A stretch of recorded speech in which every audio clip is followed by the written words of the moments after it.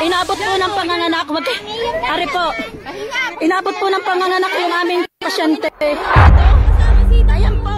Nagkakagulo ang ilang residente dito sa Lemery, Batangas. Ilang saglit pa, makikita ang isang dalagita na nanganganak na pala sa kalsada. Anak na! Hindi na ba sa hospital? Labas na naman ang bata. Tulong-tulong ang mga tao sa pagpapaanak sa babae na 16 na taong gulang lang pala. Maririnig din sa video ng sinabing tinanggihan di umano ng isang ospital ang buntis. Galing po sila ng emergency. Alam po nila na manganganak na po ang aming pasyente. Pinalabas po nila. Tama po ba ang ginawa nilang ito? Ayan po.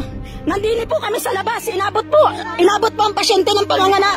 Kaya inabutan siya ng panganganak sa kalye. Ayan po ang bata. Yan. Nanganganak ho. Nasa kalsada ho kami. Habang nasa tricycle daw sila, lumalabas na yung ulo ng bata. Buti na lang daw naka-diaper. Hanggat inabutan na siya ng panganganak dito mismo sa lugar na to. So, can you imagine yung takot ng bata at pati yung sakit na kanyang naranasan habang nanganganak dito sa gilid ng kalsada? Kung matatagalan pa po yung baby, sa nakita ko at sa mismong nakita ng dalawang mata ko, hindi na po kaya. Nakanganga na po yung baby. Yung baby.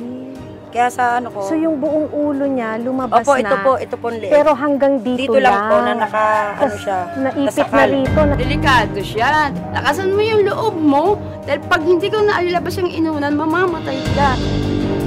Ano ang katotohanan sa likod ng pangyayaring ito? Ano nga ba ang mga programa ng pamahalaan para sa mga batang inang tulad niya? Buhay po to ng tao, buhay po na mag-ina. Hindi po dapat nila ginawa yun.